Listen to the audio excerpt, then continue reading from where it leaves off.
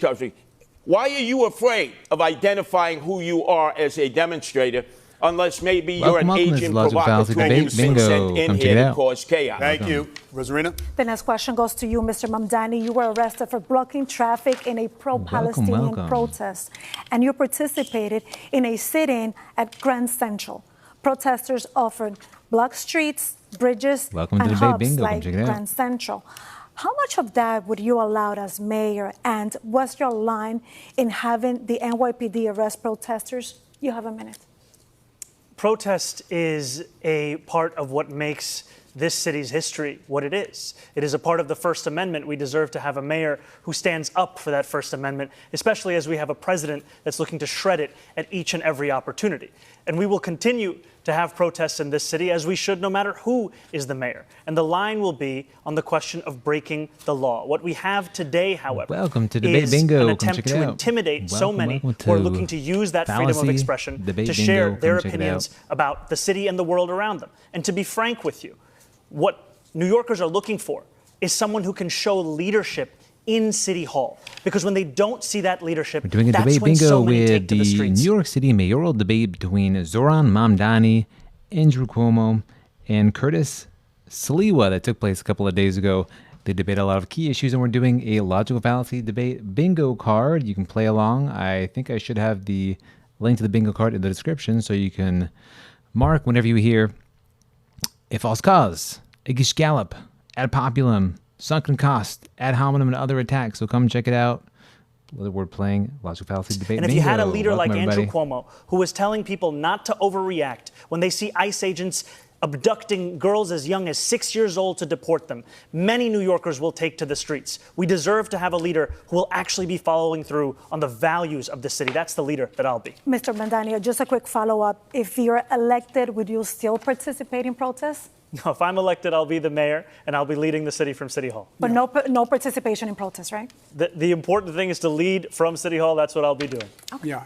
If I may respond, because I believe my name was invoked. A very brief response, and then I have a question for you. I dealt with ICE. I stood up with ICE. I had a war with ICE here in New York when I was governor. Welcome. And I stood them down, bingo. Come and they check it out. moved out. Welcome, everybody. What the Assemblyman is saying is, he doesn't believe in law and order. He believes in defunding the police, disarming the police, disbanding the police. That's who he is. Abolish jails. He doesn't believe in the police. He believes in disbanding the police. That would be a clear straw man attack when you are misrepresenting your opponent on another side. So that's what we heard from Andrew Cuomo there against Zohran Mamdani. Sorry, question for you. Okay, 15 seconds. Very quick. Welcome to the debate. And then we'll do just 15 seconds because we have a question for Mr. Cuomo. Mr. Cuomo lies again and again and again. I am not running to defund the police. I am running to actually work with the police to deliver public safety. Andrew That's an appeal Cuomo said to fear. It's a red herring. It's a straw man. All of the above. that he has stood up to ICE. He has not said a word about the abductions that are happening right now. He's referring to a previous comment you made, and we will get back to this. But Mr. Cuomo, a question for you. It's a comment he made. Is the operative language. Yes, I understand. I said that. As governor, you put the National Guard on standby during the George Floyd protests. You didn't deploy them. As mayor, talk about how you would balance the right to protest with maintaining order in the streets. The right to protest. The right to protest is a sacred right. Thanks for checking it out. Come play along. Logical fallacy. But bingo. The law is Welcome, everybody. Law also, and you have New Yorkers now who are afraid in this city. They're afraid of Donald Trump coming. An appeal they're afraid to fear. Of that anarchy. This is an appeal to and fear. They're afraid of the anarchy in this city itself.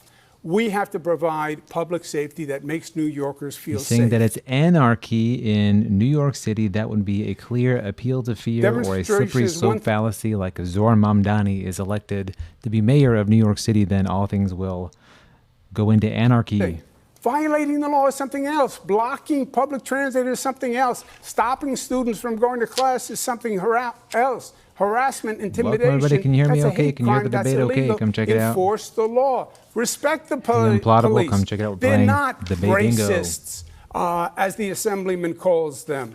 They're not a threat to public safety, as he says.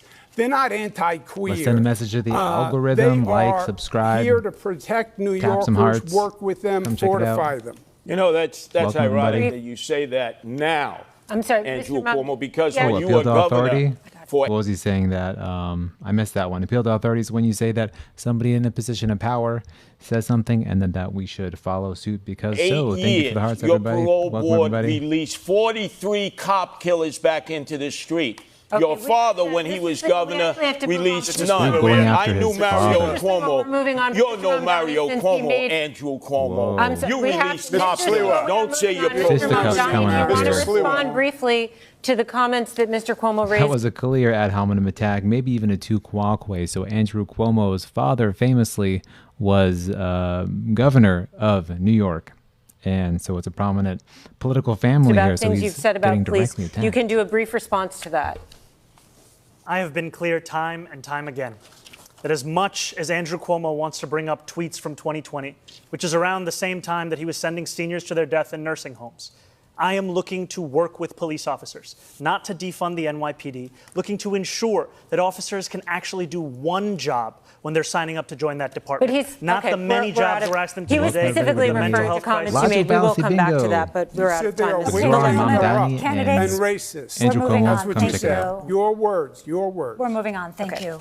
Despite record low crime that a moving numbers, the polls show goalpost? that crime That could have been moving the remains a goalpost top as well. concern for New York City voters. The three of you have very different approaches Edgar, to for the crime follow. fighting and how to Welcome. manage the NYPD.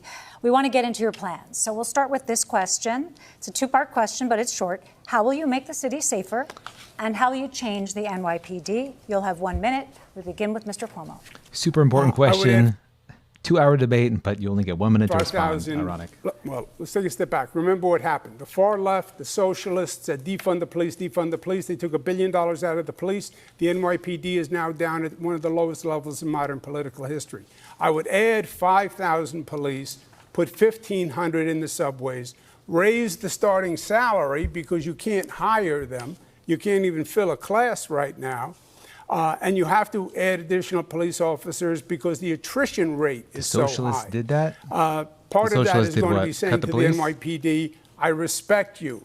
I don't think you're wicked, as the assemblyman said. I don't think you're corrupt. I don't think you're racists. I value you. I will have your back. I'll be a mayor to work with you. That's how you're going to get an issue with, police. an issue of the mayoral race here in New York City, in New York City and across the country, really. Crime and, policing, law and order, as it's called, is definitely one of the biggest issues under debate. Hey, everybody, welcome. To apply for the jobs. Here. And then we have to work on the relationship between the community and the police. The police can't police Tap the screen, the put in the community. heart, They have to follow, police with share the video. You're up community. next, Mr. Sliwa. This is amazing. I'm standing here with my two adversaries, both of whom have threatened to defund the police. You, Andrew Cuomo, during the summer of 2020, you said, if you don't reform police departments, I'm going to defund you. Bingo. And you certainly said that, Zohran Mamdani. We need 7,000 police. We only have 32,500. The problem in recruiting police, which neither of you are addressing, is that their insurance was stripped from them. The state, you did nothing when you were governor, and here in the city, 2021, the city council and Eric Adams did nothing. They don't have qualified immunity, which you've benefited from, Andrew Cuomo, with the 13 lawsuits filed against you for sexual harassment. Tom DiNapoli says we're paying out $60 million. Why? Because you had your qualified immunity as governor, and yet people have stood by as police have lost their insurance that all civil servants have. That's why you can't get recruits in, because they're not insured. I will return their qualified immunity because they need to be protected like other civil servants. That is not thanks New for York the comment. State. Very it's true. New York City on the qualified insurance, on qualified immunity. It's not insurance at all. You are entitled to free legal counsel. And this is also, we could say this is like a false dichotomy because they're arguing about whether we should have police and some kind of like law and order or just total anarchy and chaos and crime and all. So that's like a false dichotomy. It's a black or white thinking, like it's all or nothing.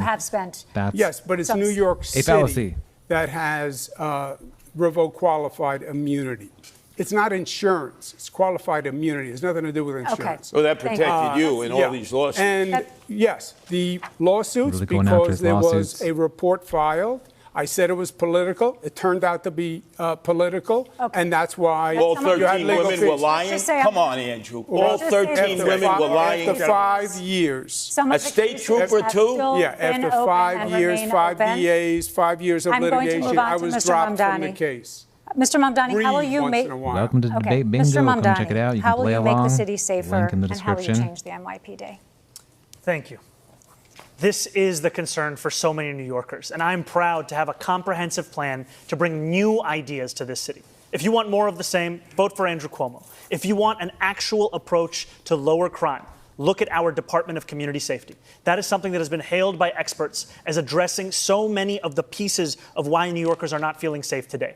We will ensure that no longer are police officers asked to do the job of both policing and responding to the mental health crisis. We will have dedicated teams of mental health outreach workers in the top 100 subway stations with the highest levels of the mental health crisis and homelessness. Welcome We to will Logic ensure Fountain Debate that Bingo. cops Play along. can finally go back to the response times they used to have in 2020, closer to 11 minutes, as opposed to the closer to 16 minutes today, because they won't be asked to respond to the 200,000 mental health calls that are coming in through 911 every year. This is evidence-based. It's been successful elsewhere in the country. It's time we deliver it right here in New York City. It's time for Thank a you, change. Mr. Mamdani. Zohran Mamdani, we already Thank had it. you, It was called Melissa. the Good To homosexual- Zohran Mamdani, such a strong communicator, very clear, level-headed responses, very prepared, authentic, sincere, whenever he talks.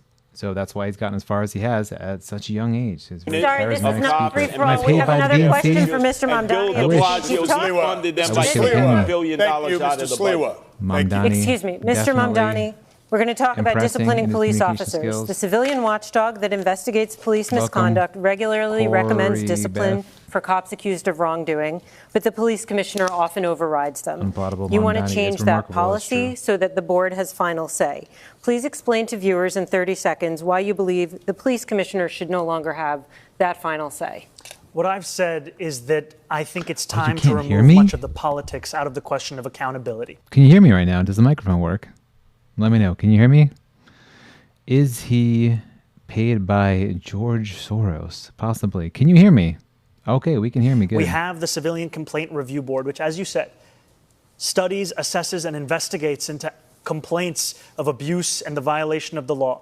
And you, oftentimes, Edgar. those recommendations are then subject to political pressures and not followed through on. I think New Yorkers deserve a system where they know it won't then be assessed once again that there's actually more to the recommendation in the investigation that's being done by the CCRB. Okay, we're wrapping up. Thank you. Thank you, Mr. Mamdani. Mr. Cuomo, do you believe changes are needed for how officers are disciplined?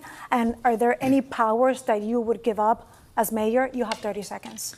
Yeah, I would not Gish remove Gallop the is on the police board. You know commission. what? Curtis Sliwa, I think, did use Gish Gallop because he just kind of went off on a whole little rant about Andrew Cuomo and crime and all these things, attacking everybody all at once. So that would be an example of a Gish Gallop when you just put out so much nonsense out there at once that it's impossible to respond to. From the CCRB. I'd leave it with the police commissioner. I think Commissioner Tish is doing a very good job. I would trust her. The difference between me and the assemblyman is he doesn't like the police. That's why he won't hire more police when everyone else says we need more police. He wants to use social workers on domestic violence calls, which are very dangerous.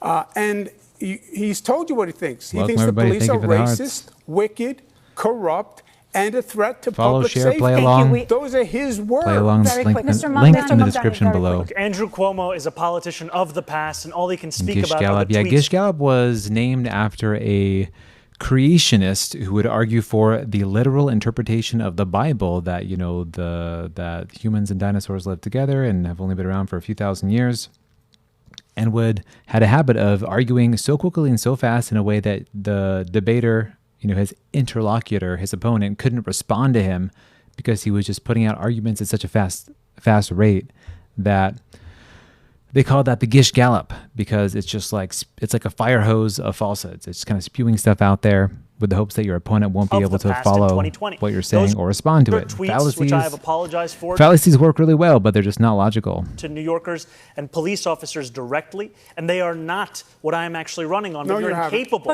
of actually Mr. speaking about the platform that we have Mr. here, Mamdani, which is can one we that will just- keep New Yorkers safe. Can we just quickly ask you, because I think what some people feel they haven't Oh yeah, heard fallacies are used all the time. You know, if fallacies weren't legit, if fallacy didn't work, then Donald Trump wouldn't be president. So, from they work. We hear you saying that you don't believe that anymore, and you've apologized. People have not heard you sort of describe the evolution Exactly, of your thought, unplottable. how you got from there to here. You know, growing up in this city, I would think often about safety and justice, and the ways in which that relationship has been irrevocable. Yeah, ad hominem, it's very relevant. It's very valid to call out the credibility of somebody's character if, if they're, have something in their record that is justifiable to attack and to kind of to poke them for. But in some cases, unnecessarily focusing on the individual instead of their argument, in that sense, it's kind of more of a fallacy. So they're not always a bad thing. Rude is a fallacy. I'm saying it's a fallacy. When I learned about the exonerated five, I had to fill out the whole bingo. There's a lot of bingo squares, so there's only so many fallacies. when I learned about Sean Bell, when I learned about Eric Garner, when I learned about Michael Brown, and then in 2020, when I wrote these tweets, learning about the death of George Floyd. And that was a moment where it felt as if the distance between these two ideals had never been further. And in becoming an assembly member and serving and representing more than 100,000 people in Queens, learning that to deliver justice means to also deliver safety. And that means leading a city where you recognize the bravery of the men and women who joined the NYPD and put their lives on the line. Yeah. It means representing the Muslims who were illegally surveilled in my district and the black and brown New Yorkers who've been victims of police brutality. So Mr. Sliwa, you've been out there, you've been on the trains, and I would like to Thank know you for if the you follow. believe changes are needed of how Cool officers grandma. are disciplined. Let me just suggest, Zohran, Donna. what you've suggested. Zohran, Curtis. Zohran. Thank you. Excuse me. Neither of these guys can say his name correctly either. Very, very interesting. He's the leading candidate in the race, and they can't say his name correctly. Let me just suggest what you have proposed with this new police outrage unit will endanger women and children in domestic violence situations. I know I've been involved in so many of them with the Guardian Angels. They will be killed. They will be maimed. Number two, in dealing with emotionally disturbed says persons. when somebody's using the Gish Gallop technique against you and just spewing out so much like falsehoods at once, what he recommends is that you pick on like the one most specific, absurd out there thing that they're saying, and then you just focus on that and you come back to that and you don't let them move past that single one most crazy thing that they're saying. And so that's like how you can respond to the Gish Gallop technique when you're debating. That I have dealt with for all my years as the Guardian Angels. You need trained professional police officers. Yes, you can have mental health workers with them, but that has been suggested. It was done before by the homeless outreach unit, and the guy you thought was Lazarus. the best mayor, Bill de Blasio, disbanded them. Mr. Sliwa, Welcome, everybody. Brief response. To be very clear, the Department of Community Safety is not about responding to calls of domestic violence. We are speaking about mental health crisis and the homelessness crisis. These are the focuses of the work that they will do. All right. We have other questions for that a little later in the debate, but we want to just change the pace a little Welcome, bit, everybody. We're doing which debate bingo the high here. cost of living in New York City.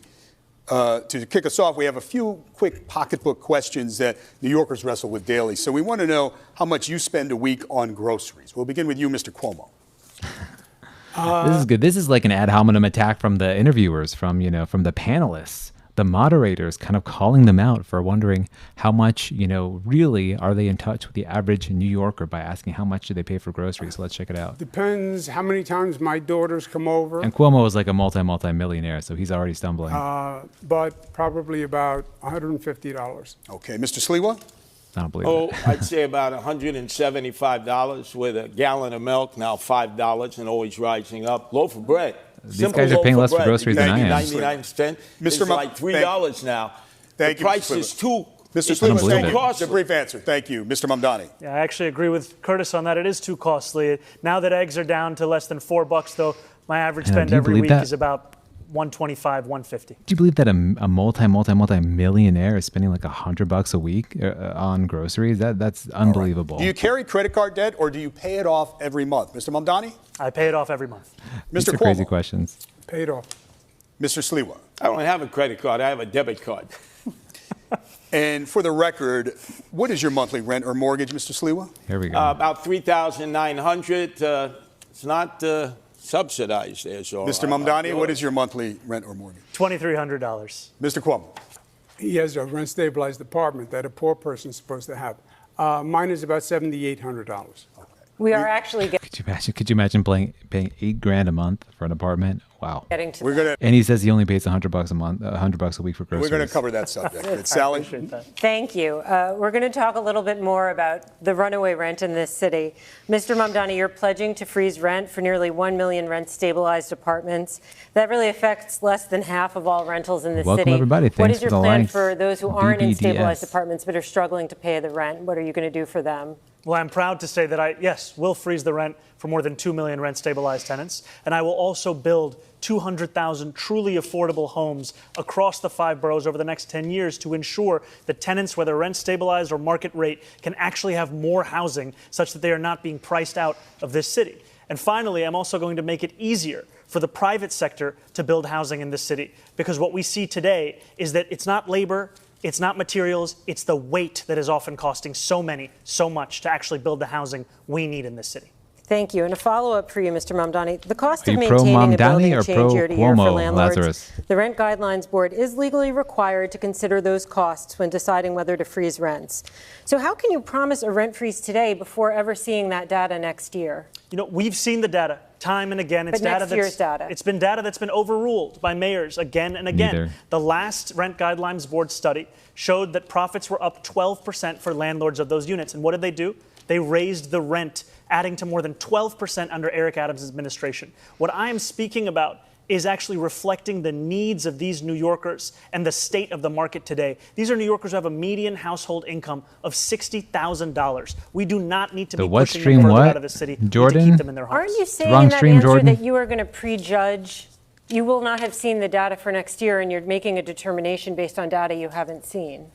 I've seen the data year after year of the fact that salaries are stagnating, Based costs on the are up, current New Yorkers can't actually afford their apartments. And I will also take action to actually ensure that the landlords of those buildings we're can at better handle time. their costs by taking on their insurance, their property taxes, and their water data, and bills. you haven't seen next year's data Mr. yet, but Cuomo, we're going to go I do to have a Melissa. question for you on this subject. You have proposed something that you're calling Zohran's Yeah, this is lots of law. interrupting You here. I already had that on the bingo card, but we're going to think that Mr. Mamdani put that on earns there. too much to live in his rent-stabilized apartment, though I should note that there are no income tests for rent-stabilized apartments. But critics say your plan would force people to pay too much of their income towards the rent. So if you think Mr. Mamdani is gaming the system, what about the other New Yorkers, thousands of them just like him, who earn similar salaries, who are living in... Stagflation is a part of arbitrary economic protectionism. So... similar apartments. What Okay, would- just to follow up on what I'm going to Sally take your was word saying, for it, she's Lazarus. right. This is not a new plan that the Assemblyman is talking about. It's Bill de Welcome Blasio's to Lots of plan. Fallacies It was Debate. called Come check Freeze it out, the Rent. folks. You can Bill play de along. Blasio says the mayor can't say legally he's going to freeze the rent. There's a Rent Guidelines Board. There are certain considerations that have to be looked at. You're right, Sally. You can't say today what it's going to be in 4 years. Also, freeze the rent only postpones the rent, because then you have to have an increase. What do you all think? Do you think it's fair and just to freeze the rent so that you can't increase the prices? I think it's a pretty bold claim. I think he's going to walk that back once he becomes mayor. Otherwise, I think the practicality of that is going to be tricky. The building is going to go bankrupt. And it does nothing for the majority of renters who aren't in these rent-stabilized units. There's nothing for NYCHA. There's nothing for homeowners. There's nothing for people in black. Yeah, unemployment and inflation are a pretty bad combo. And then they just, the Fed just prints more money on top of it. Communities who are getting priced out. I was the HUD secretary. I built affordable housing all across this nation. I built affordable housing in this city when I was in my 20s.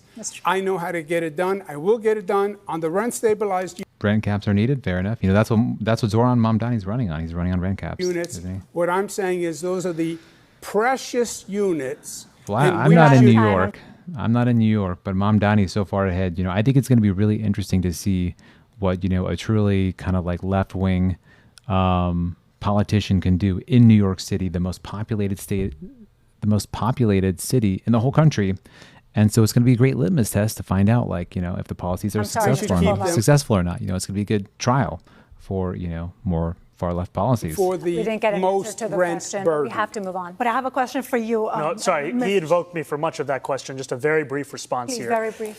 You know, you've heard it from Andrew Cuomo that the number one crisis in this city, the housing crisis, the answer is to evict This my debate wife. was from He thinks 2 you days address ago. this crisis by Yeah, this is a 2-day-old debate. unleashing my landlord's ability to raise my rent. If you think that the problem in this city is that my rent is I think Mamdani's going to win. He's like 40, 50% ahead in the polls. too low, vote for him. If you know the problem in this city is that your rent is too high, vote for me. If I No, understand it sons correctly, of Mr. Cuomo, millionaires your need program, subsidized Zohran's law, housing. would not evict Mr. Mamdani. It would not evict it. It would No, he apply to just- people applying for Welcome, everybody. Thanks for joining. We're But doing the logical tenant- fallacy bingo. Come check it out. But the He tenant made it up. advocate. Think would if it affect- follows. It would evict Think if it no follow one. flow. This It would does be not an affect income anyone. limitation We have to move on on. rappers. I have a Mr. question Sliwa. for Mrs. This is Sliwa. like Rosarina- a spat in the schoolyard. Let me No, suggest. Mrs. Can I Sliwa, please Rosarina ask has the a specific question for you on this. Yeah, well, I We wanted wanna to hear it. talk about affordability Well, you can and use it. obviously address Absolutely. that Go issue. ahead. Yeah. So you've proposed, Mr. Sliwa, plans that would make a point of talking about the struggle of renters and property owners. Describe your plan to help renters and landlords. Well, first off, we have 6,000 available apartments that the mayor controls in NYC, and they've been empty for years. That you address, number one. Then we talk about senior citizens who are living here. My whole goal is to improve and not to move. I'm concerned about the seniors, especially those that own homes. If they're 65 and make less than $250,000, no property tax, because the property tax Yeah, don't is way forget, they too love high. socialism for, the elderly. Love socialism for the elderly, but when it comes to the young and the poor, not so much. So this is We like... need to cut it in half where'd to my keep fallacy people. card go? Oh, here we go. Let's see. That would be, let's call that a whataboutism, because he's talking about... Who are here. And then in Another terms issue of now. rentals, we have affordable housing that can Yes. be built in these He got huge shot. skyscrapers. You see them all throughout. He's the, what do they call, the guardian angels? He's like a anti-crime guy in New York. And yeah, he was like kind of working on anti-crime stuff. And he got Manhattan. he got caught with the, he got caught with the, he became a victim of crime violence because he was chasing after it. And in northern Brooklyn and in Long Island City, which we have 25 Empire State Buildings full of commercial Yeah, socialism for the rich and, rabid, unbridled capitalism for the rest of us. space that will never be occupied for office space. We should be converting them into affordable apartments. They're in dense areas. The infrastructure can support it. I'm the only candidate here who's against the Mr. city Sliwa, of yes thank you. that would Mr. destroy Sliwa. residential I have neighborhoods. to interrupt you because we have a programming moment right now. We're about halfway through the mayoral debate. Channel 4 and Telemundo 47 will return to regular. Take the train. I would either take a cab or ride a bike. Mr. Cuomo? Maybe use his OmniPay. Get around town, man. We have a question about how you get around town. Show hands. You know, they're rainy days, so Metro card. They use OmniPay. Uses OmniPay? Yeah, OmniPay, yeah. Metro card. I mean, I have one, but I know I'm hanging on to the Okay, last. they're asking about public You're on the transportation, how they subways, get Mr. around the Sliwa. What do city. you use? I'm just curious. If you don't, OmniCard. They're asking how I'm they not pay gonna for the get a whole subway. batch. I'm in the subways, I'm in the buses, and All I'm in right. the express buses. The only candidate Thank who you. rides mass transit every day. When you need to get somewhere fast and you can't take the train, do you hail a taxi? Do you use rideshare? Mr. Sliwa, what do you do? I try to avoid yellow cabs. As you know, I was shot in the back of a yellow cab in 1992 by the Gottis and Gambinos. But I There's the story right there. Isn't that what you were talking about? He just told the story right now. find my way around. If I have to, I Uber if I can't get there by mass transit. What do you do, Yeah, Mr. Mamdani? Sliwa, he's the Republican candidate. If you can't take the train? I would either take a cab or ride a bike. Mr. Cuomo? I will take a cab, Uber. Okay. All right. Thanks, gentlemen. Sally? Thank you, David. Let's talk about free buses. Mr. Mamdani, this is a centerpiece Welcome, of your everybody. Thank you campaign. for the hearts. Can you explain how you will make Doing buses debate bingo. free? Come You have check it 30 out. seconds to answer. Absolutely. We will make buses free by replacing the revenue that the MTA currently gets from buses. This is revenue that's around $700 the lights. million Come check it out. or so. That's less money than Andrew Cuomo gave to Elon Musk in $959 million Calling in tax out credits Elon when he was the Musk. governor. And the reason that we will do so is that making buses free doesn't just provide Thank you, economic Mullah. relief, but also public safety. Because what we've seen seen is that it decreases assaults on bus drivers by 38.9%. New Yorkers deserve Food more stuff is good than the too. slowest buses in the country. I know that because I was on the M57 not too long ago, and its average speed is 4.9 miles We're at an time, hour. though, but the question is how you'll make them free. We will fund the revenue that would have otherwise been brought in from fares, and that's something that we would do in partnership with Albany, and I've put How? forward two proposals. The first is to raise taxes on the top 1% of New Yorkers by 2%. That would raise $4 billion. The second is to raise the state's top corporate tax rate to match that of New Jersey, which would raise $5 billion. We're going to move along, but I just want to point out to viewers that Governor Hochul has opposed raising the income tax. But Melissa, we'll move on to your question. Okay, Could I address that on the buses? Because coming to you half next. the people don't pay their bus fare to begin with, Zohran. And so it's Zohran, Curtis, Zohran. Zohran. It's a complete disaster. He's not going to If you get the name have right. He likes saying Zohran. free bus fare and the Citizens Budget The moderator calling out Mamdani for his bus plan. Yeah, you know, the moderator's job is to be tough on all the candidates. Mamdani is far and away the lead candidate. So, you know, the moderators have a job to be kind of tough on them all. Commission said just last year, 2024, $1 billion of fare evasion in all different forms. This Welcome, everybody. We're MTA doing a logical system fallacy will debate. Thanks for collapse. checking it out. There's not enough money out there to make up for fare evasion.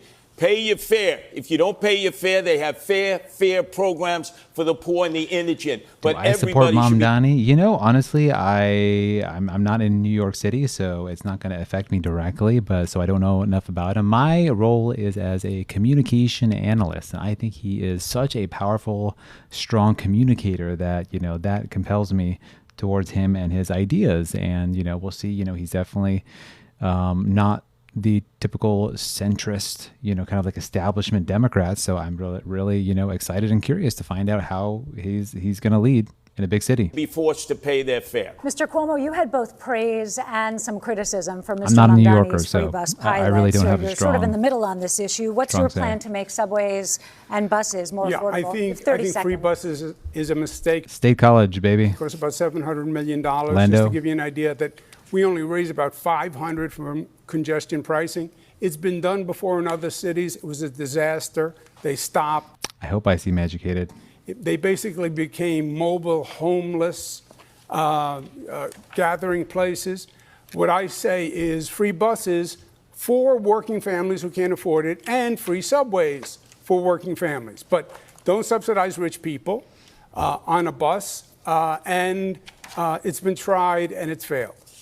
Mr. Mamdani, can you just respond quickly on the point about the mobile homeless gathering places? This is something that we heard when we were fighting to make buses free in Albany when we And delivered this is really what's interesting about this is that they call it a debate, but really it's like a group interview. So they're not really responding to each other that much directly because there's three of them. So that kind of makes this a little bit interesting. And I'm looking at my bingo card here. So we got a couple more to go. And because it's not a traditional debate, I think that's why there's not many bingo cards, kind of, bingo squares immediately getting picked up here. the first fare-free bus lines in New But York. also just notice the difference between Cuomo's communication skills, his charisma, his magnetism, how articulate and clear-worded and sharp he is, versus Mamdani. And you just see such a big difference. So Mamdani, he's like super young for a politician, especially for a mayor of New York. And, it's really his communication skills that got him this far. New York City so history. quickly. And what we saw is when we made one bus route free in each borough Welcome, of New everybody. York Come City, check out there was no Logical Fallacy increase Bingo. in homelessness on those buses. There Thank was you for the no follow. increase Thank you for the in fare hearts. evasion in the surrounding area. What there was an increase in ridership of up to 38%. Thank you, Mr. Mamdani. Candidates, maybe we can dig deeper on this and get a sense of how all of you would pay for your big ideas. Mr. Mamdani, we'll start with you. We've obviously been talking about free buses. You've talked about free childcare, city-run grocery stores. So essentially, you're proposing about $10 billion in new spending. And as you've indicated, you want to pay for it with tax increases. But as Sally pointed out, Governor Hochul said no to raising income tax on millionaires. Mamdani. So tell New Yorkers tonight how you're going to pay for all of this in 1 minute, if you can. Look, a lot of people Oh, have you called can't even see the my full campaign a bingo card? We'll have a non-starter. link below. Can I make it easier to see here? I mean, I'm going to do that, but then it's going to crush the debate. Is that easier or harder to see? I can't tell. I'm trying When we here, first folks. began. And now I stand before you proud to be the Democratic nominee who got the most votes in city primary history. And Fancy I believe we cupcake. will I'm see trying to the make it same easier to thing see here. with our Better push before. to ensure that we are taxing the wealthiest and the most profitable corporations the fair amount that they should pay. Now, there are those who will say that because it will be hard, you should give up. We saw what giving up looked like when Andrew Cuomo was the governor. He gave up on fighting for working-class New Yorkers and instead caved in to his billionaire donors. And what did we get? We have the fastest and most frequent helicopter service to the Hamptons, and we have the slowest and more expensive You don't bus need to service see the guy with the questions. Who's across that, the me? 5 boroughs. But again, Mr. Mamdani, I know Governor Hochul indicated this week there may be some open windows, but more or less income tax on millionaires is off the table, according to the governor. Look, I've said very clearly, making buses fast and free costs about $700 million a year. Making universal child care a reality costs about $5 or $6 billion a year. If you raise the state's top corporate tax rate to match that of New Jersey, you'd be raising $5 billion in and of itself. I have a couple of thoughts. Mr. Sliwa, you're next. But the ASL, this is a scandal. The ASL is bad here. ASL interpreter is signing straight gibberish. You're fluent. You're fluent in ASL. No, is that real, Star? I don't believe that. Is that really true? I would just want. There's no way they got away with that in such a big. Add one additional thing. We have also put forward a plan to save money here in New York City with $1 billion in savings. Could we get some ASL people to tell us if this is true? Are we breaking news here? Is the ASL interpreter like just spouting out gibberish here? Are they a fraud? Procurement reform through following the independent budget office's assessment about hiring more fiscal auditors and in actually collecting the fines and fees from bad landlords across the city. Just a quick couple of follow-ups. If you could find some of the funding, but not all of it, which of your priorities would come first? What would be the first among equals that you would try? Which one is the column? Is the column is the up and down ways, right? Can we see it now? To get done. Well, freezing the rent doesn't require. Welcome, any everybody. fiscal Thanks for infusion, so joining. that We've will be got something we'll be pursuing logical immediately. fallacy And bingo here. universal Come check it out. You can play along. There's a link in the description. If you have trouble seeing the bingo notes, the bingo squares, you can check it out in the After description. housing is the second cost. Childcare is the second cost pushing New Yorkers out of this city. $22,500 a year is the estimate we've seen. Okay. That will be a priority for us. And I just want to know if you could get the money and funding elsewhere, would you drop the call for the tax increase? Absolutely. The most important thing is funding these agenda items. I think these are the two most important and straightforward, direct ways to do so. But if the money comes from elsewhere, the most important thing is funding. Melissa has a question for Mr. Sliwa. Mr. Sliwa, you've been talking about cutting taxes and spending. So what is your plan, and how would you pay for your programs like 7,000 more cops? Well, Zohran, boy, your fantasies are never going to come about. Yeah, thanks for letting me know, folks. I'm trying to make the bingo card easy to see, so we're checking it out here so we can all see it. On my end, I can see it, but I guess on your end there might be some parts that are cut off here. But you can check out the full bingo card in a link in the description below. You can check it out. We're doing a logical fallacy bingo here. Thanks everybody for joining. Thank you for the hearts. Thank you for the follows. In terms of funding, everything you want is going to be free. Well, by the way, are there news outlets reporting on this? The ASL interpreter here. I would love to know if the ASL interpreter here is actually just like spouting off nonsense. That would be an amazing find. Fantasy. Let's deal with the reality. Thank you. 7,000 cops. Adrenaline. You already have a plan in Boston where you look pay like somebody for taxes in the I don't know future. who. This is a great plan in which universities and others who Share have the bought live. up properties Thank you. That are now Welcome, everybody. taken from the real estate market and taken from property tax paid. We could raise $1 billion from Columbia University, NYU, that are in the real estate business, and Madison Square Garden, your friends, Andrew Cuomo, Jimmy Dolan, who pays no property taxes. That's how you raise $1 billion to get 700 police officers trained, vetted, and out into the streets in the 5 boroughs. And then the police will be on the... Patrick says Cuomo comes across as arrogant. I'm going to count that as...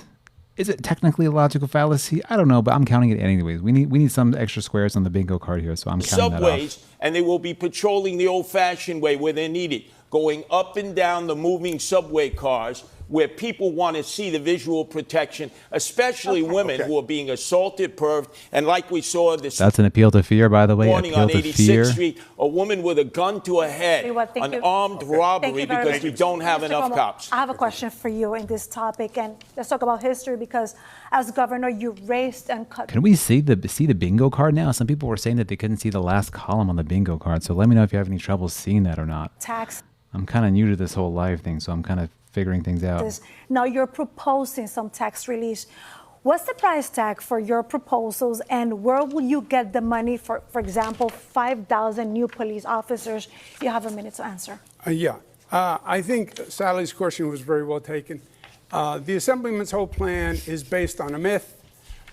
He's going to raise taxes. Albany's going to raise taxes statewide on corporations, but the money's only going to go to New York City.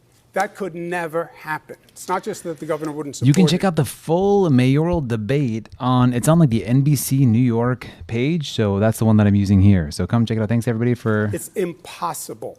being in the live He said he's going to here. raise the taxes the same as New Jersey, corporate tax. No, it would be double the tax. You would see New Yorkers on 995 fleeing to Florida. We would be alone. So you have to be realistic with revenue. You have a $115 billion budget. You have to go through that city budget and find savings. I started the state, which is double the budget of the city, at a $10 billion deficit. I closed it and added services. And we can do the same with New York City. Governor, as mayor, you would not increase spending in the New York City budget? Yes or no? There would be, whatever additional spending would be revenue neutral. So you It's find impossible. money You got somewhere else in to the budget. cut taxes for people to stay here. Somebody's asking about the ad populum fallacy. Oh, you know what that is? So we're going to say, so that is if everybody else is doing something, then that means that we should do it too. So it should be the ad populum fallacy. I might have had a typo there. So I might have had a typo in this where Thank you. it should say ad populum fallacy. So that's like everybody else is doing something, so we should do it too. So if, other states have like socialized, rent control and healthcare or medicine or whatever, then we should do it too. So technically that would be a fallacy of ad populum. Well, corporations are not going to stay here. They're being lured south to cities that are more corporate friendly. You got to cut the property tax, income tax for those who are 19 to 28 who have skill levels if they go to school here. Thank you, Mr. Sliwa. Andrew Cuomo thinks it's all right to spend $60 million to fund his legal defense from accusations of more than a dozen women of sexual Speaking of harassment. the dibs, But if by I the say we way, should spend- we've got somebody, I don't know if you said to click on the green button at the top left. I think that's for Max. Somebody's saying on the Windows. So, okay, we can see it now. Good. Thank you, everybody, for joining. We're doing a logical fallacy debate bingo with Zohran Mamdani, Andrew Cuomo, Curtis Sliwa. And they've talked about a lot so far, and we're going to see if they have any more fallacies coming same up. amount of money. And apparently, the ASL interpreter we found out is a total fraud and is not signing real ASL signs. So let me know if you're noticing that too or not. I'm not fluent in ASL. I just took a class or two, so I wouldn't know. But let me know if you're noticing that too. Delivering cheaper groceries in this city through a pilot program. All right, Mr. Mamdani. That is you. unfathomable. Quick, David, and then I we have got a to move right on. to respond to that. Yes, quickly.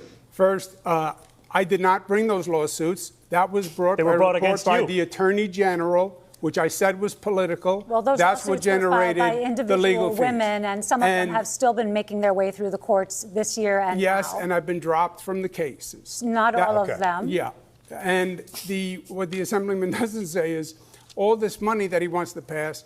The one thing he did do is he voted Thank for you for a sharing the pay raise for live himself. qualms. They're the highest paid legislator As in the a United fact States.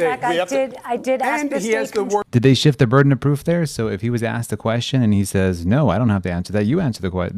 You answer my question." Controller's That would be office. shifting the burden of proof. Did we get that? This week, I did ask the state Let me know if you all find a fallacy that I miss as well, because I might not catch them all. Controller's office this week.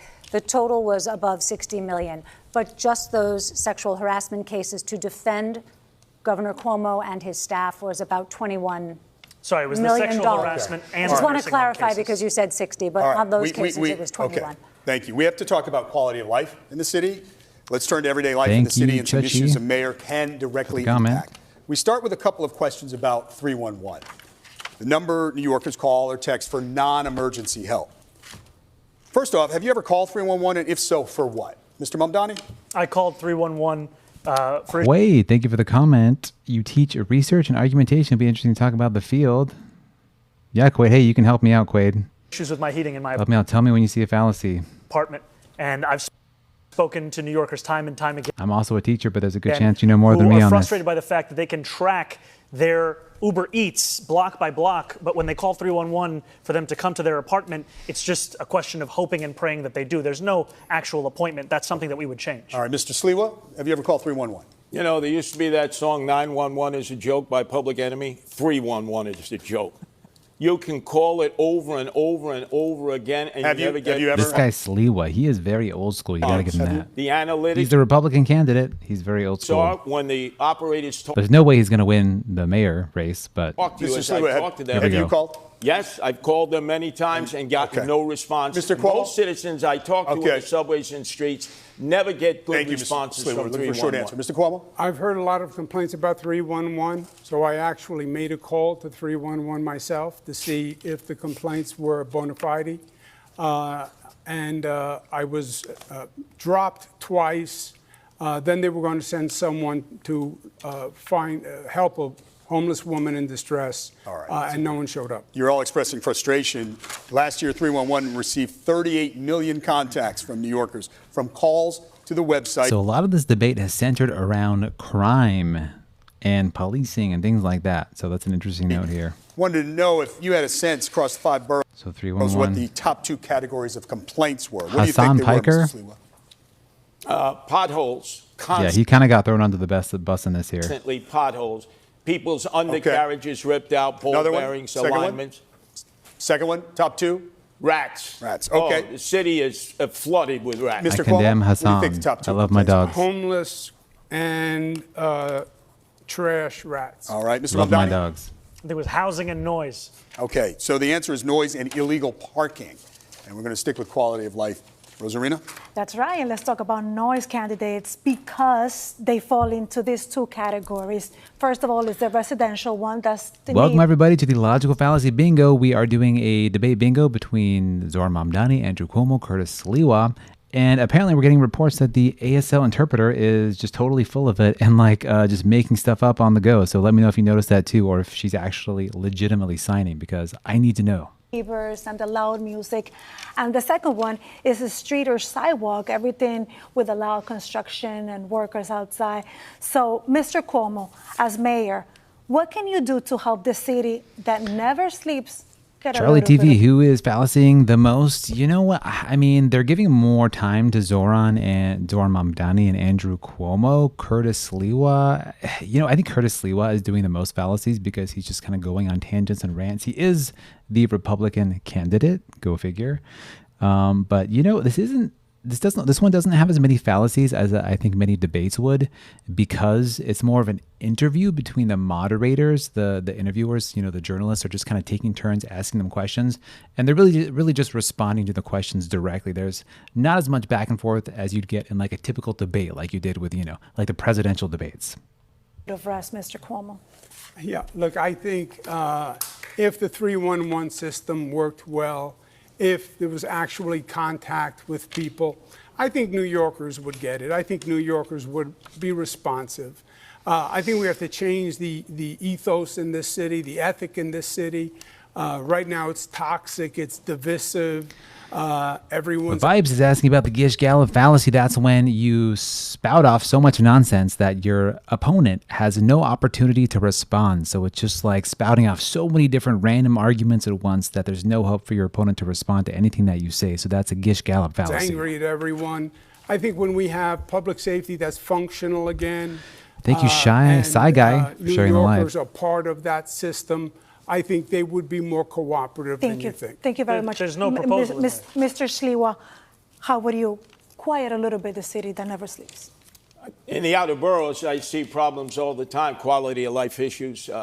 18-wheel tractor trailers, RVs parked everywhere. Garbage that's not picked up and collected.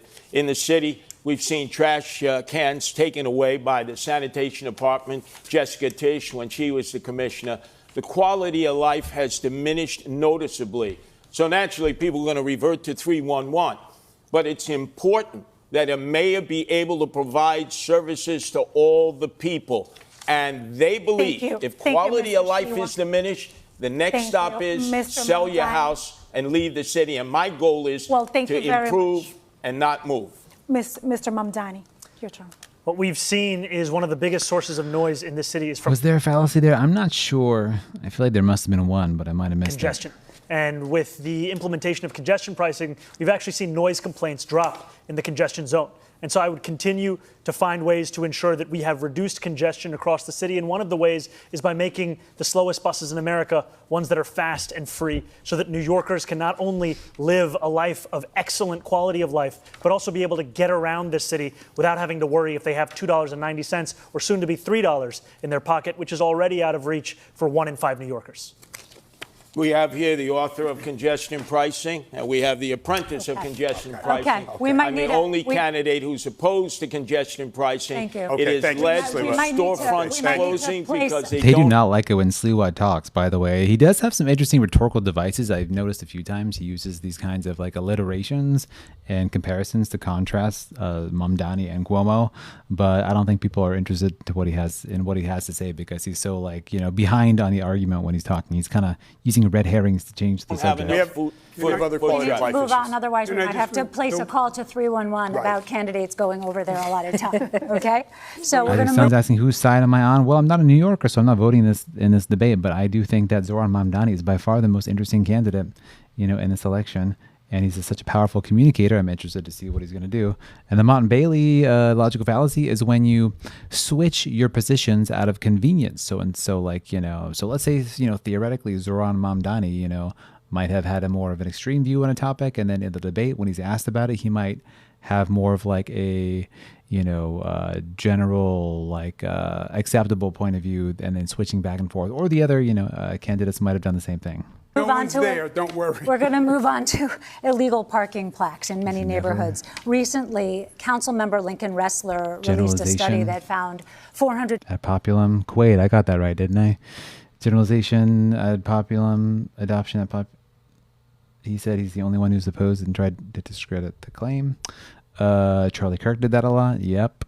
I've done many videos on Charlie Kirk.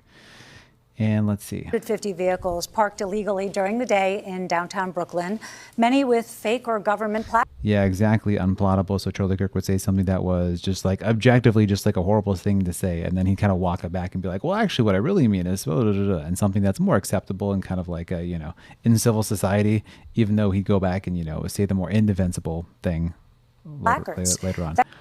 Jordan Peterson uses Gish Gallop just a lot. one Yeah. snapshot of the city. Yeah, so I'm definitely going to do a Jordan Peterson debate breakdown as well sooner or later. I think I might already have a couple of videos on my, short videos. But Jordan Peterson, I think he might be in the hospital right now. They say, I don't want to kick a man while he's down. So I would be pretty harsh on Peterson if I did a debate analysis. He's still alive, unplottable. I don't know at this point. I mean, I'm kind of afraid to ask at this point. The right wing.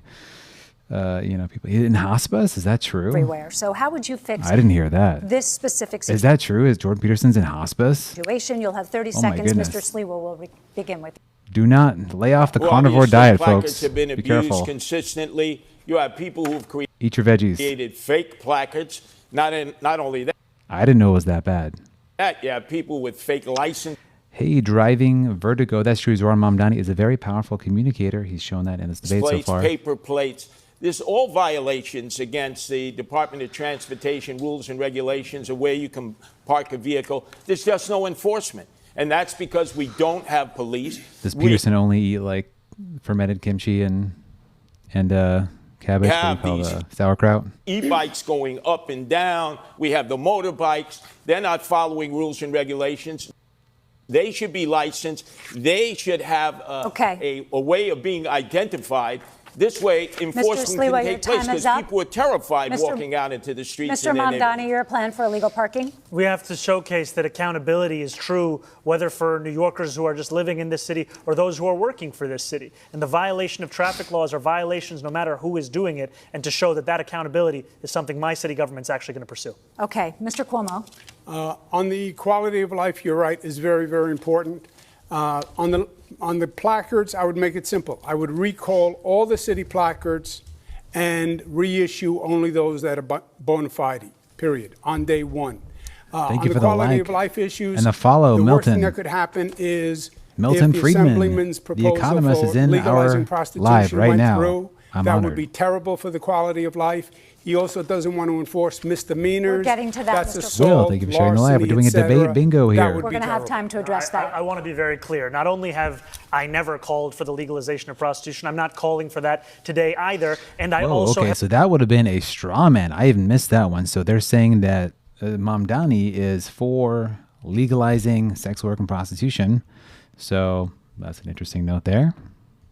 I've never said anything about not enforcing misdemeanors. This is just yet another figment of Andrew Cuomo's imagination. The DSA, which you give your part of your salary to, that's their position: abolish jails, no new carceral facilities, don't enforce misdemeanors. Thank you for the and follow, you're on G. the bill in Albany as a sponsor to decriminalize prostitution.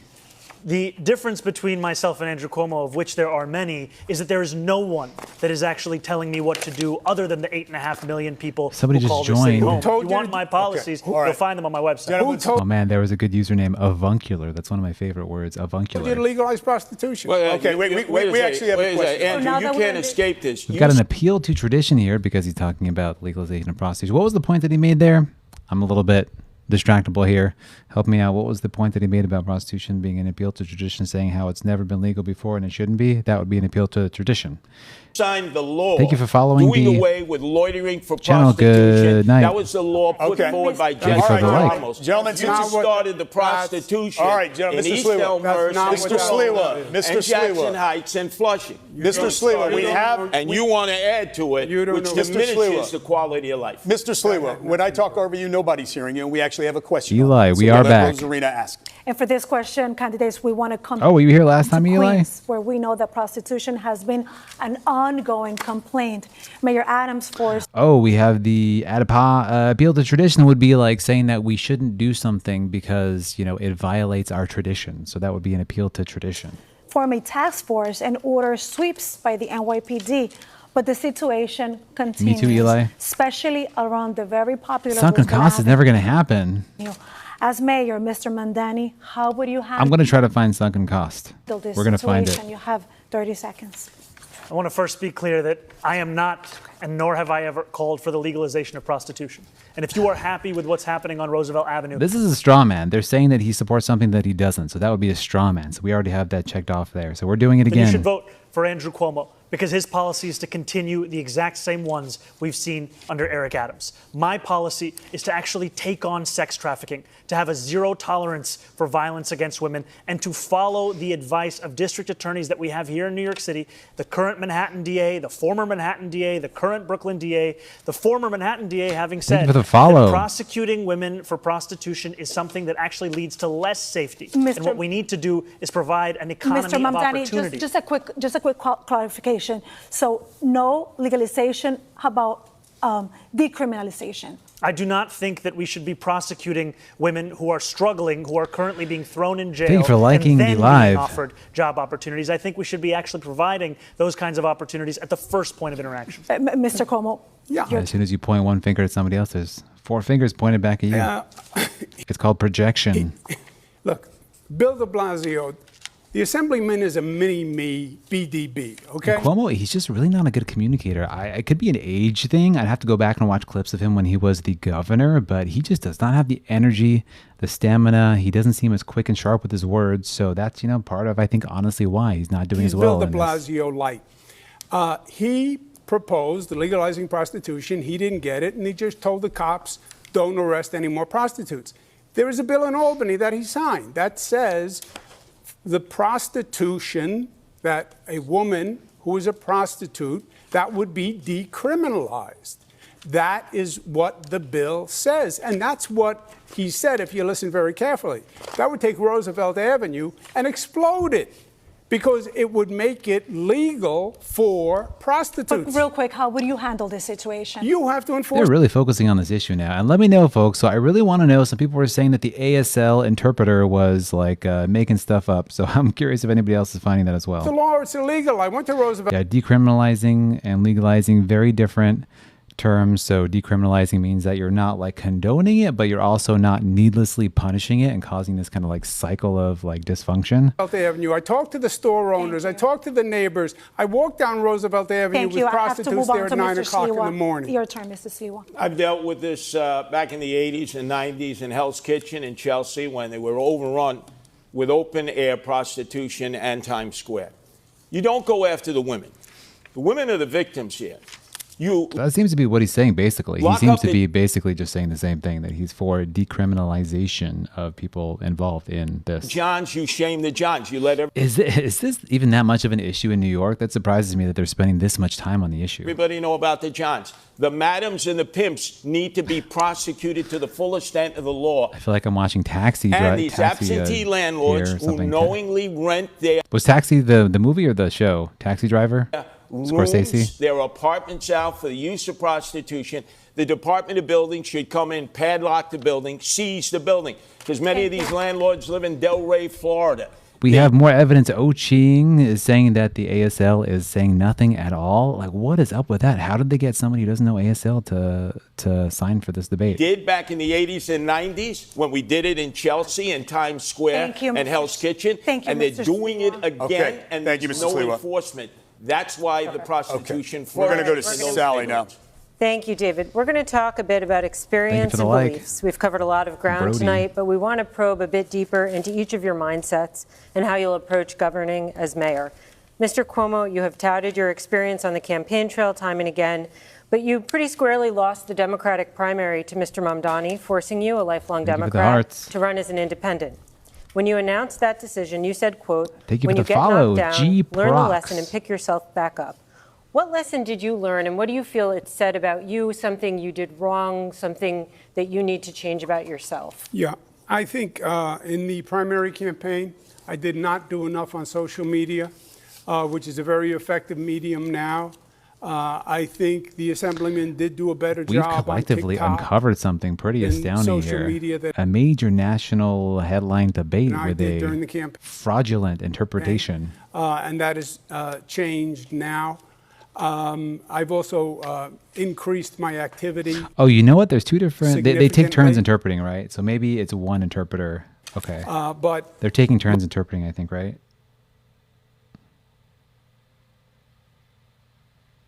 Yeah, because different people.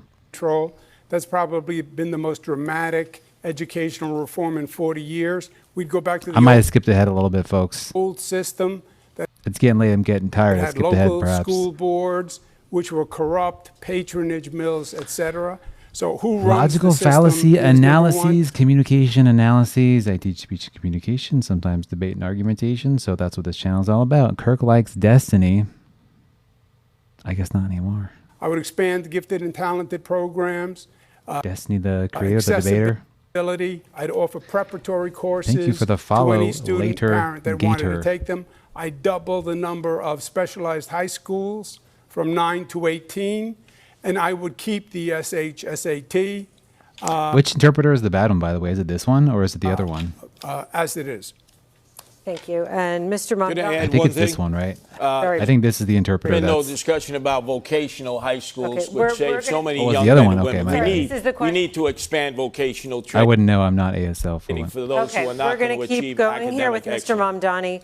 Why should the gifted and talented Kirk-like density program be phased out, in your opinion? You have a minute to answer. So I want to be very clear. I have spoken solely of gifted and talented for kindergartners. I do not believe that kindergartners should be subject to a singular assessment. I have not spoken of any gifted and talented programs older than for kindergarten. I'm solely speaking about kindergarten. And I believe that we should be delivering the best education across the country here in this city. We will do that by following through on the proposals I've put forward to hire 1,000 more teachers every single year through our community to classroom program. One that will ensure that we're providing each student, whether they be in high school or someone who is I'm still unpacking the name, but thank you for the follow. Adult looking to become a teacher with $12,000 in tuition subsidies so that they can start to fulfill the 7,000 to 9,000 additional teachers we need so that we can actually deliver on the Class Size Reduction Act, which I was proud to pass in Albany, that will ensure that children and teachers actually have a manageable ratio in that classroom so that they can learn. Because today, that learning is being rendered impossible by the number of kids in that same classroom. It's time to make sure that that number is lower. Yeah. But you don't believe the mayor should run the system? I've been critical of mayoral control because of the ways in which it's been used to take away the voice of parents, of educators, of students. And I think it's important that those same voices be a part of how we lead the system. So are you for or against mayoral control? I've been critical of it. I'm against mayoral control, and I think that there's an importance of developing something that actually enshrines all of those voices together. Mr. Cuomo, you also tried to curtail it when Mayor de Blasio was mayor. But I'm we sorry. can go. Did you hear what she said? No. I was saying you proposed a curtailment of mayoral control when Mayor de Blasio was mayor during There's negotiations. been multiple modifications of mayoral control over But the some years. proposed curtailment at So your there seems to be an equivocation. We already got the equivocation box checked off, but I think he's not really answering the question so if you're directly. I don't know the specifics of the direct question that they're asking because I think it directly pertains to the New York, kind of politics and local area, which I'm not as familiar with, but I think that would be an equivocation. And then, yeah, so we're having a debate about to champion it Kirk now. tonight. No, I think it's worth pointing I never out. proposed reversing mayoral control. No, shortening the duration of time he would have control of schools. Yes, for renewal. Yeah, I think that's like an appeal to ignorance or equivocation. renewal Right. Mamdani, how It's much counter control to of what you're schools, saying. Mr. Mamdani, how much control of schools would you be giving up? Is it just a sharing arrangement? I know you want to share with the districts and with parents, or would you be giving up full control? And is that an accountability problem if the buck doesn't stop Any with you? New Yorkers I think the speak mayor on this? needs to retain the accountability so that New Yorkers know exactly who they can come to when they have critiques. And I think we also have to develop a system where we don't have what we saw just recently, where you have hours and hours of parents and teachers and Okay. students testifying only to be overruled without any Okay. consideration by the panel on Thank you. education. Mr. That's Mamdani, I have called to move mayoral on. Welcome to the Switching- debate bingo. We already switching got a it- lot checked off here, but we're going to keep going and see if we can get a blackout bingo where we have all of the boxes checked off. It's tough because they're not super antagonistic with each other because they're mainly Now, it's being a bunch of antagonistic with all three the of you switching to moderators. students So with learning let's check it out. challenges. Parents of students with dyslexia, ADHD, and autism are very well aware the fact that the school system in New York City is not doing enough to meet their children's educational needs. How will you help these parents and students? We know that Mayor Adams has expanded evaluations specifically for children with dyslexia. It was an issue close to his heart, but what would you do more broadly, Mr. Mamdani? I think some of the initiatives that Mayor Adams has launched, especially with this chancellor, have been showing positive signs, especially for literacy and for preparedness, especially you, as Joe. we're in a national crisis agree. on reading and mathematical comprehension. And I think those are programs that should be furthered, should be invested in, all while also ensuring that we're giving teachers greater Yes, Richard, when you hear a logical fallacy, you check it off on the bingo card. You can play along. There's a link in the description. And we're playing together here too. in the curriculum that they're actually teaching. Because what I've heard from many of those teachers is that Curtis Sliwa is pretty loose with his logical fallacies. too often the curriculum that's being procured in the $10 billion a year in DOE contracts is one that has little relation. very Thank reasonable. you, Mr. Mamdani. Mr. Sliwa, you have 30 seconds. Yes. We have $41,000 that we're spending on each student now. By fourth grade, 2/3 of these children cannot read, write, or do math at grade level. We should be ashamed of ourselves with that. 100,000 less students than we had last year. 1/3 are truants. We have 200 schools with 200 students or less, and Michael Mulgrew determines which schools stay open.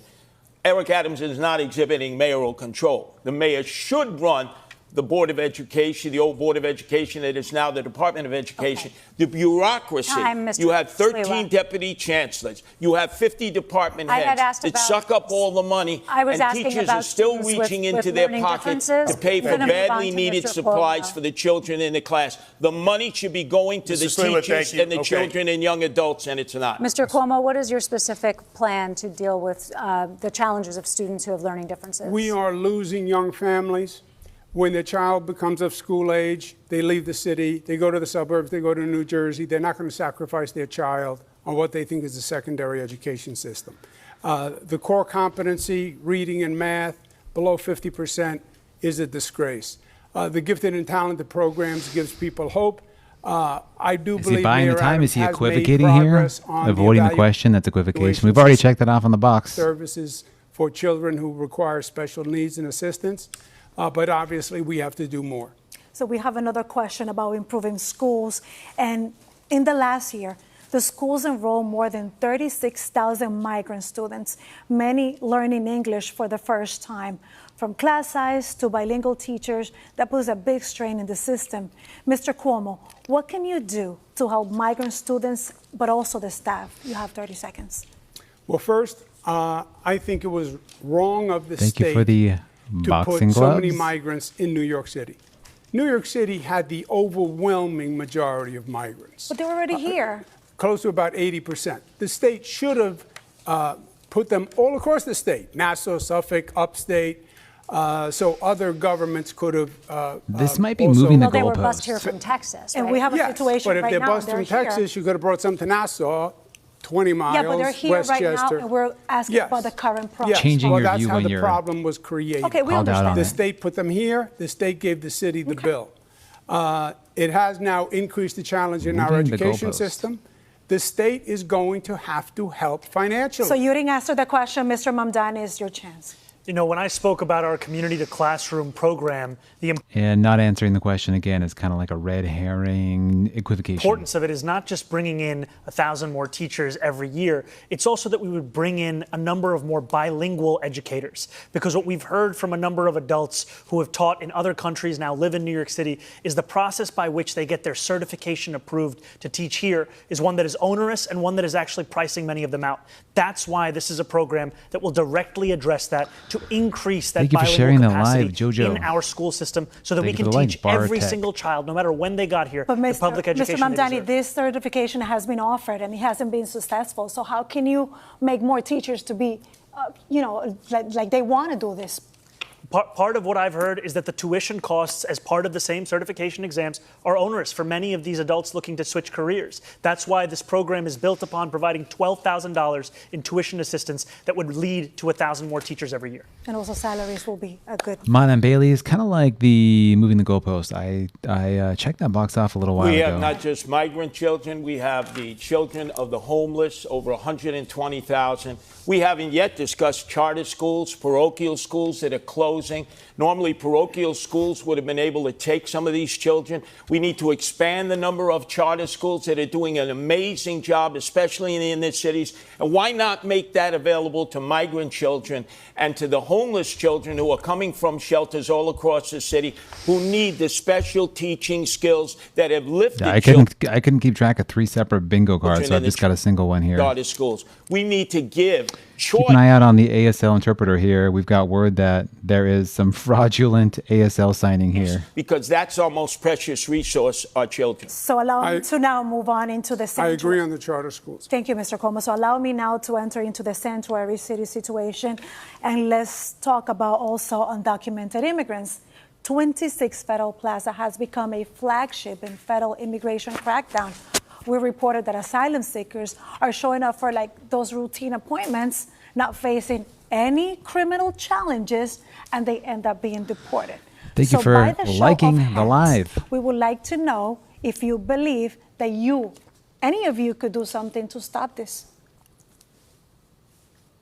Okay. So, Mr. Cuomo, you have a minute to explain us what would you do? The law is the law, and I would have an attorney assigned to every person who is undergoing any review by the federal government or any legal proceeding, and put the full weight of the city government behind it, and make sure they are legally protected. Mr. Sliwa, what's your plan? Look, going after the criminals, that's the job of Immigration and Naturalization Service, ICE. But when they have to perform under a quota, because I speak to many of the men and women who serve this country, it's putting too much pressure to go outside of courthouses, to go Home Depot shape-ups, or in the backs of restaurants and I mean, hospitality. overall, so business. far, really, this is kind of a more of a courteous debate that I even expected. I think, in our modern day nationalized politics, we get a lot of real nasty debates. So it's kind of a little refreshing, even though they get a little testy here and there. And they definitely have different personalities and communication styles and differences. But, this wasn't quite as, hostile and aggressive of a debate as, we might see in some other ones. So we're going to do a more, kind of a more contentious debate for the next fallacy bingo. But we're doing what we can with this one. And we are, learning to see their different views along the way here. Businesses Thank you for the which follow, have hired these Shia. migrants, and they are essential workers. Now, I can tell you, I have 3 sons. None of them are going to do that work. Some Americans will, but most won't. We need to protect the migrants who are workers, who are essential workers, and use ICE to go after the drug dealers, the gangbangers, the sexual Funny stuff. predators, and those who are sex trafficking. Curtis Sliwa has a pasty voice, or I have a pasty voice? Mr. Mamdani. I think Curtis Sliwa I'd does. be proud to be the first immigrant mayor of this city in generations. And it's at 26 Federal Plaza that I've seen what used to be moments when New Yorkers would be getting their citizenship turn into moments of tragedy, where judges are asking New Yorkers who are there for a routine immigration check-in whether they're prepared to leave in the very same clothes that they arrived to that courthouse. I agree that we need more legal representation. I also think we need to actually be able to stand up to Donald Trump, because I heard from Pastor in East Flatbush, Pastor Galbraith, who told me how he accompanied a member of his congregation to 26 Federal Plaza. He sat there as a judge was determining her fate. They managed to convince the judge to replace the deportation order with a TPS order, but they knew that ICE would not care about that change, and they had to sprint her out of the building, smuggling her into the elevator in order to get her back to Brooklyn. Thank you. Candidates want to talk about New York City's economy and change the pace a little bit. Everyone supports growing. Welcome New to the York live, City's everybody. economy. We're doing a debate The bingo mayor is our on chief the salesman NYC to the business world. debate. So we want to mix it up, test your persuasive power. So we're calling it an elevator pitch. And we'll start with you, Mr. Mamdani. In this scenario, imagine you're talking to the CEO of a big tech company deciding to move its headquarters to New York City or to Dallas. The CEO is concerned New York just raised its corporate taxes and employees will pay more for everything. Look into the camera and make your pitch to that CEO to come here and not there. Do it in 30 seconds. New York City has something that Dallas or no other city across this country could actually offer, and that is the quality of life. Let's check That out is the their arts and final the culture. thoughts. That is the people that make the city so special. And I, as the mayor of this city, will deliver that quality of life, will deliver the safety that is the cornerstone of an affordability agenda, and will ensure that companies choose to come to this city and also choose to stay in this city. Because so much of what drives the tech sector is a hunger for innovation, a unrepenting desire to actually innovate, and those are the very things that are going to characterize my city government in this. But what do you say to the CEO about the corporate taxes and also the staggering costs? I'm dialing it up a We are little going to make bit the city more affordable speed-wise. so that workers who want to work at those companies can actually be able to do so. And we're going to ensure that this city continues to be one where we see businesses opening and also staying open. All right, thank you, Sally. Mr. Cuomo, False cause, so he is misattributing something here with false cause. I'm going to put that in. something of a reverse We're scenario. trying to fill out all the bingo cards here, so he misattributed. I missed For the you, point the there. CEO of a similar company with 1,000 Go Curtis, Christian, good jobs Jay-Z. tells you she's very close to moving her Says Go headquarters Curtis. out of New York City. She cites everything from taxes to the crushing cost of living for her employees in New York City. How do you convince that CEO to stay? Please look into the camera and make your elevator pitch. You have 30 seconds. We know that the other companies in, That was for in New Mr. York City. Cuomo. I'm sorry. I'm sorry. Curtis Lee was a little bit struggling The here. question is to me in this camera. Yes, the question is how you would convince the CEO of a company with 1,000 good jobs who's Thank you looking for to the move out of follow, New York City because of the high Reese. cost of living for her employees and taxes. Eclipse. How you would convince her to stay in New York City. Hopefully. In 15 seconds. Thank you for the follow, Eclipse. 30 seconds. Okay. I get it. I understand your frustration. I understand that the far left has been raising taxes and making businesses feel like the enemy. We get it. That's gone. The DSA, the socialist orientation, we're not socialists. It didn't work in Venezuela, didn't work in Cuba, didn't work here. We know that we have to work with business. We want to be your partner. We want to have taxes that help us grow our city, but are competitive for you. We're at time. And we want to partner to grow your business and Thank our you, city Mr. together. Thank you, Mr. Sliwa, let's talk about business, because let's assume the big tech company that we pitched to Mr. Mamdani earlier has decided to move to New York, and it's 1,000 good-paying jobs, and the CEO wants to be. Did we get cherry picking? Cherry picking is using specific examples out of many to prove your point in a way that might be a little bit disingenuous and misrepresenting the topic because you are only focusing on the rare exceptions rather than the rule. Based in Astoria, Queens. But there's a loud pushback of residents who don't want the noise and the traffic. and Reese How can you cherry convince picking. the residents to accept the new neighbor? You're speaking to a very powerful community. How can you convince them? But we saw that with Amazon. Amazon wanted to come in, and AOC led the charge and local elected officials to say no to Amazon. That was a big mistake. I would say this. our companies are being recruited away by the day. We have young people who are going to school here who could fill their needs in these high-tech industries who also are being lured away. We need to cut their income taxes for 5 years. Tell them if you go to school here, graduate here, no income taxes for 5 years. It's an income tax holiday. And the most important thing, we have to be able to assure the executive that this will be a city where we don't lock up toothpaste any longer, but lock up the criminals who make it intolerable to have a good quality of life. Thank you. We need to move on to a subject that was the Democratic Socialists of America that stopped Amazon and cost us 25,000 jobs. So thank you, Mr. Cuomo. We need to move on to a crisis. That was an ad hominem attack directly there on Zohran Mamdani, or was he? I think he was attacking AOC there, wasn't he? That is very important to a lot of voters, and that is people struggling with mental health problems. Roughly 500 times a day, someone calls 911 about an emotionally disturbed person. And in a limited number of those cases, when the person is not believed to be violent, social workers are dispatched instead of police. Mr. Mamdani, you want to do that on a much larger scale. So we want to know, how will this work? When will you send police versus social workers? You have 1 minute. You know, we have a program here in New York City called Be Heard that is attempting to do this kind of work. But we've had a mayor who has ensured that it's been unsuccessful, to the extent that even when there was an assessment of about 60% of calls that could have been addressed by Be Heard instead of the NYPD, Be Heard was not actually responsive to it. And that's because we haven't had the political will to deliver on what is a crisis that affects so many New Yorkers, which is the mental health crisis. What my plan will do, an innovative plan of the Department of Community Safety, will take what has worked elsewhere in the country, a program Yeah, so this interpreter, apparently, this is like the fifth person to say that the interpreter is basically full of it and just like signing gibberish. So that's kind of really ironic. We're breaking news here that we found out the interpreter is like totally fraudulent. 24,000 911 mental health calls out of the police department. They were able to respond to all but 311 without police assistance. When there is a concern for safety or of violence, absolutely, you would have the police there. But what we are doing today is actually ensuring that every single call is going to the police and not allowing them to do the work that they signed up to do. How will you determine whether there is a concern for safety or violence? What is the line between the calls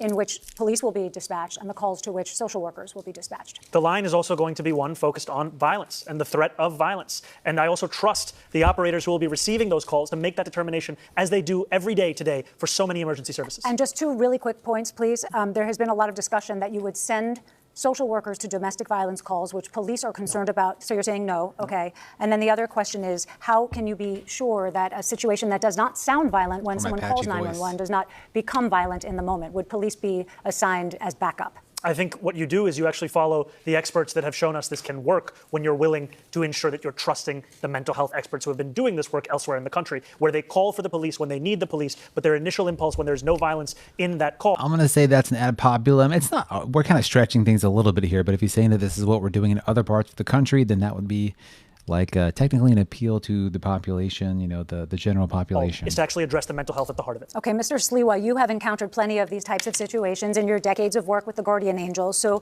do you see this approach working? You're not a police officer, but you've helped out in situations. Zohran, boy, another fantasy that's not reality. Eugene, Oregon. Have you ever been to Eugene? I've been to Eugene. Come on, this is New York City. We have so many emotionally disturbed persons that are in need of help. I will tell you this. Andrew, you closed the mental health beds that were taking care of them. 40,000 when you came into office, down to 4,000 because of your cuts, which forced these people to live. Yeah, it's not necessarily a fallacy. I'm kind of like, you know, I'm widening our criteria a little bit here just to kind of fill things out. Streets, and, have an excuse to check in the parks and the subways.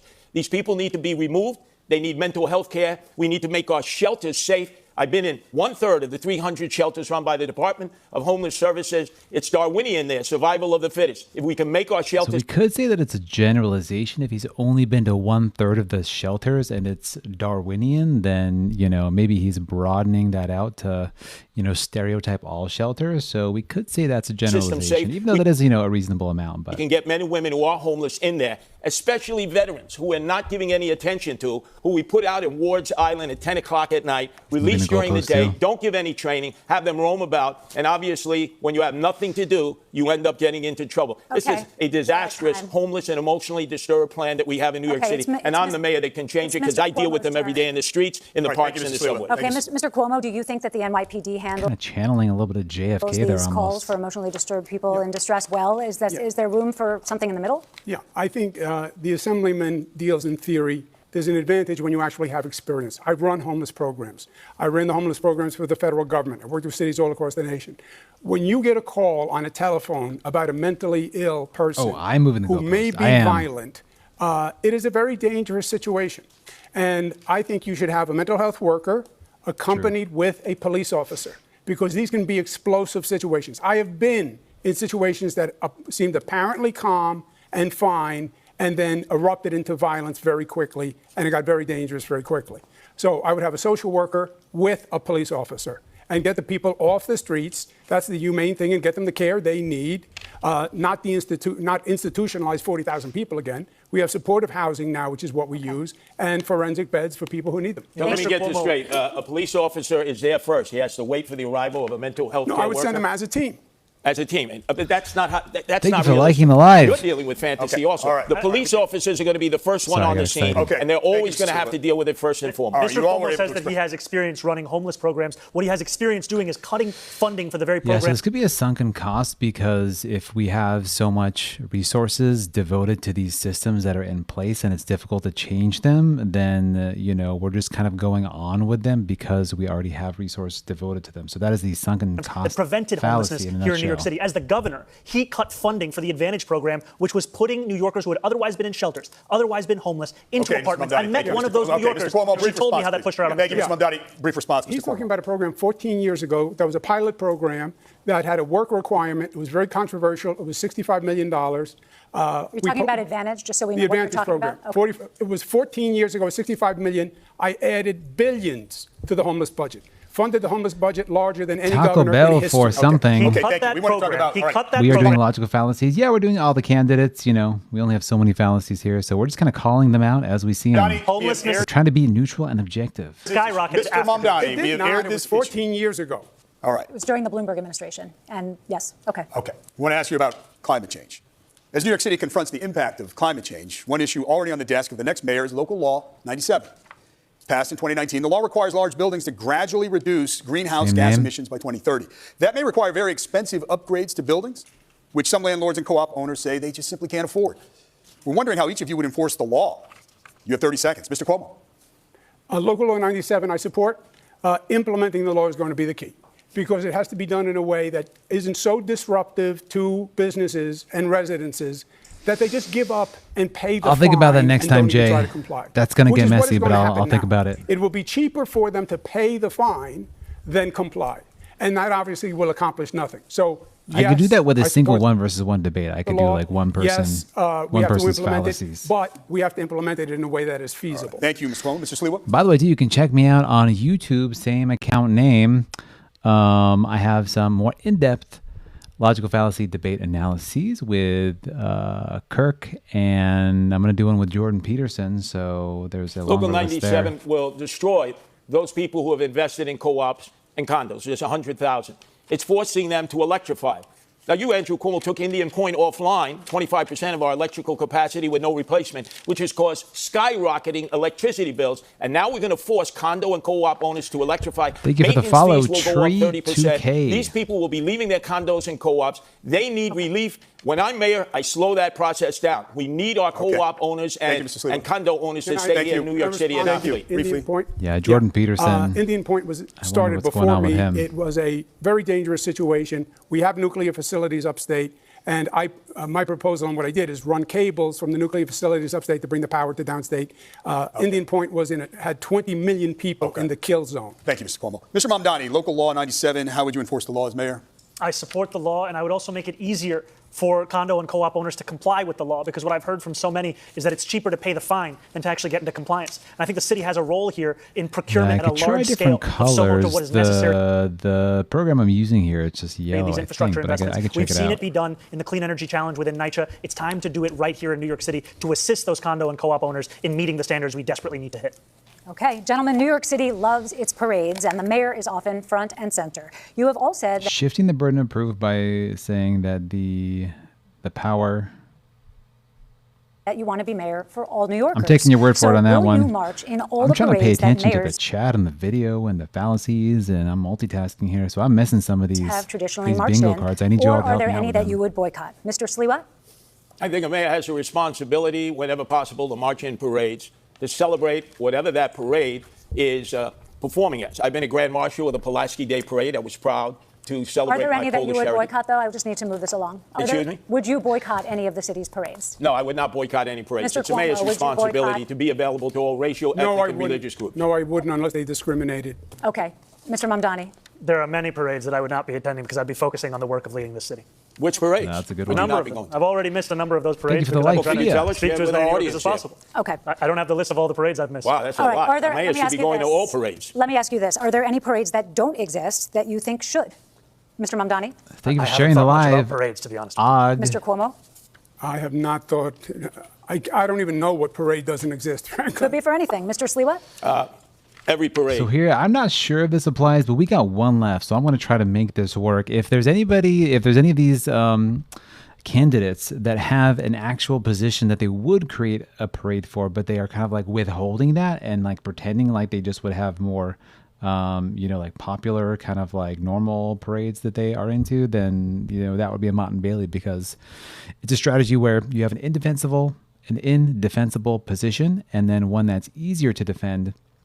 And so when you're in a debate, you use the one that's easier to defend, and then you kind of switch back and forth when it's convenient for you. So that's the Mott and Bailey has the strategy. right to exist in New York City. I would ask David, you, thank you. Mr. Okay. Mamdani, Okay, thank would you. you protect the Christopher Columbus statues that exist here in the city? I'm telling you, my focus is on affordability. Well, I think that was shifting the burden of proof too. I'm thinking about Well, you're not statues. answering the All right. question. Yeah, Thank you. They're not answering the question. He was trying to get a final gotcha. to the Columbus Day Okay, statue. that issue's come up. Thank you for the That's what we're follow, doing. This Fia. Graziado. Listen, we're in the last couple of minutes, and we know thought what we'd that have means? some questions. We thought we'd have some questions. Italian now. We're getting into Maybe Italian. give a glimpse into your life, your personality away from the political podium. What's your go-to breakfast order at the bodega? Mr. Sliwa? Oh, eggs and cheese on a roll. No salt, please. Mr. Cuomo? Same thing. No salt also. Mr. Mamdani? Egg and cheese on a roll with jalapenos. No salt. That's got to be a fallacy. Have you ever purchased anything in a cannabis shop? And if so, what did you buy? Mr. Mamdani? That's a good I one. have. I have purchased marijuana at a legal cannabis shop. Okay. Mr. Cuomo? No. Mr. Sliwa? When I was shot 5 times, I've had Crohn's disease. I did use medical marijuana. Yes. Okay. Big time. In a dream scenario, we know it's not possible, but the Mets are playing Game 7 of the World Series on the same night as the Knicks are playing Game 7 of the NBA Championship, and you can only go to one. Which one will it be, Mr. This is Sliwa? some New York Again, which specifics baseball here. team? This is the Mets, Game 7, Knicks, Game 7. Even I'm not going to the Mets game. I'm a Yankee fan. True baseball fans either like one or the other. I'm going to the Knicks. wrapping up here in game. just a That's minute, my team, folks. the Knicks. Mr. Cuomo? Thanks for sticking around. I'm going to go half and half. I can make it back and forth. All right. And Mr. Mamdani? This is what New Yorkers are sick of. Just pick a team. What's Come on. your answer? I'd be there for the Knicks. Okay. Well, there's a lot of ground covered. We'll leave it on that light note. Thank you, candidates. We somehow managed to get through all of the bingo squares here. Some of them might have been a stretch, but I hope you found this somewhat helpful. I really appreciate you all for checking this out and joining. This is an experiment. I'm kind of experimenting here. We're seeing what happens. I'm kind of curious to find out what people were to respond to or don't. I've done some pre-recorded stuff on the TikTok that had a little bit of traction. And so I'm trying out different formats here, because keeping up with the daily grind of posting videos online in short form can be a little bit dreary and draining. So this is a bit of a different format. So I appreciate connecting with you all. Make sure to follow me. You can check me out on YouTube as well. And we'll try to do more of these. We're going to do a Jordan Peterson debate bingo. There's some Destiny debates. Which Destiny debate breakdown would be useful? I know he had one with the fresh and fit guy, Myron Gaines. That was kind of a bit of a interesting one. He had some ones with the Turning Point USA. But I'll have to check on those next. So there's a few kind of on my list. I could do a Jordan Peterson, could do a Destiny debate. There's definitely some political debates, like, the recent, we're going to have some presidential elections coming up the year after next. So that means that the beginning of, 2025, 2026, the end of at some point next year, we're going to start seeing candidates coming out of the woodworks for the Democrats and for the Republicans. There was a Jubilee debate with the billionaires. Yes, I did check that one out. Jubilee is strict about copyright protections. But anyways, I got to go, folks. But I really appreciate you all joining. So make sure to follow, check me out on YouTube as well. And I'll see you on the next one, okay? Thanks so much.